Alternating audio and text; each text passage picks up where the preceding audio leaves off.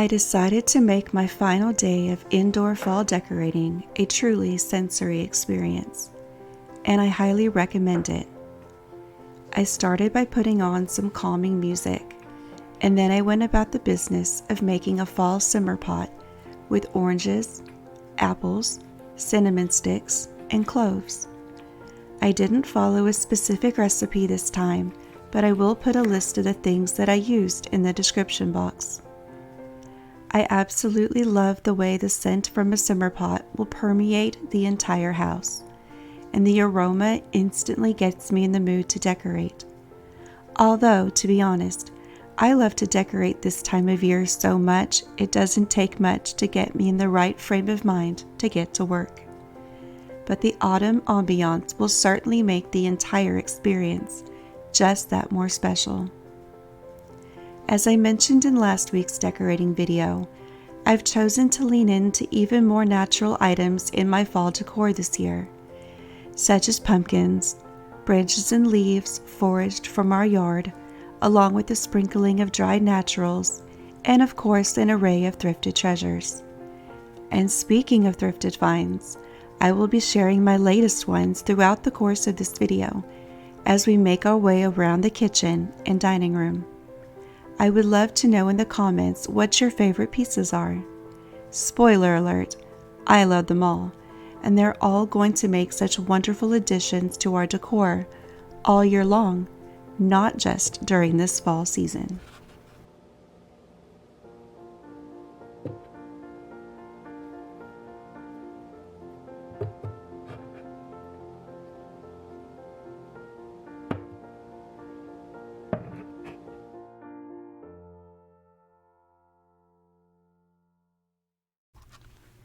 When I was trimming out our kitchen window a couple of months ago, I was dreaming of all the ways that I could style it for the holiday season. I decided for now to simply style it with a couple of neutral fall branches that I purchased from Hobby Lobby last year. Since I had taken them down from the dining room mantel, I wasn't sure where I would use them, if I used them at all. But this seems like the perfect spot. Although initially I had planned to cover the entire top of the window, I ultimately decided that I liked the more asymmetrical look of only doing one corner and letting it hang down a bit on the side. I am using some small clear 3M hooks along the top of the window to hold the branches in place, and so far so good.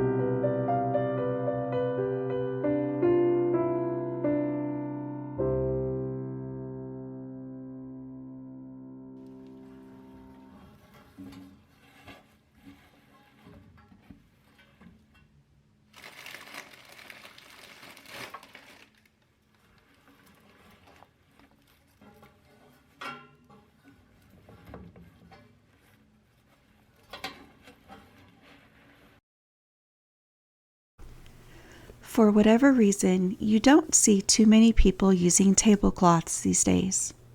At least I don't. And to be honest, I don't use them all the time either. But this particular paisley print tablecloth is one that I have had for years, and I always love to bring it out this time of year. It just adds a little bit of extra cozy to the dining room anytime I bring it out. If I can remember at all where I bought it, I will link it below. But it has been several years since I purchased it, so we will see.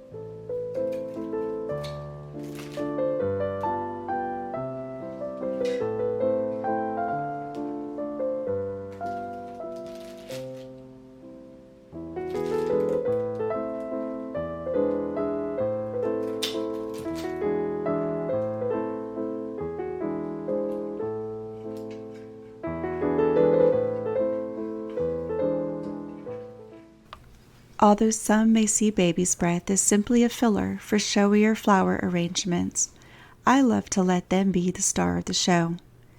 They dry beautifully, and I think they look absolutely stunning when bundled together like this. Simple but beautiful.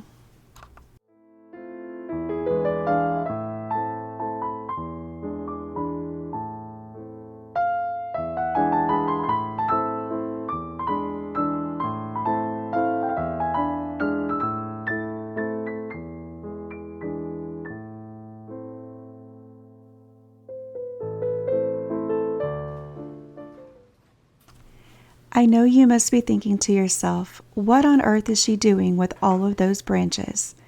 And I promise there is a method to my madness. I'm not the biggest fan of the small little chandelier that has hung over our dining room table since we bought this home. And I have been searching for fun and whimsical ways to dress it up a bit for the holidays. I came across a few images on Pinterest of people who used branches inside of the chandeliers and created almost a nest effect. I thought it was so simple, but yet so brilliant. So since I have an abundance of fallen tree branches, I gathered up an armful of them, thoroughly sprayed them off and let them dry, and got to work creating a nest of my own. I do end up adding stems of papery white flowers off camera, and it softens the look a bit. I already know how I'll transition it for my spooky but elegant Halloween decor in a week or two.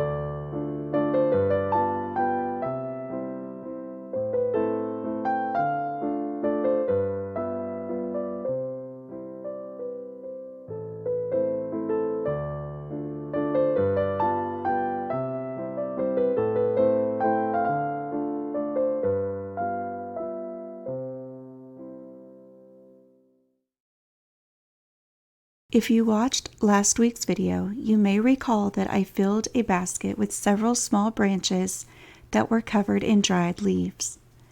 I loved the look so much that I decided to continue it into the dining room.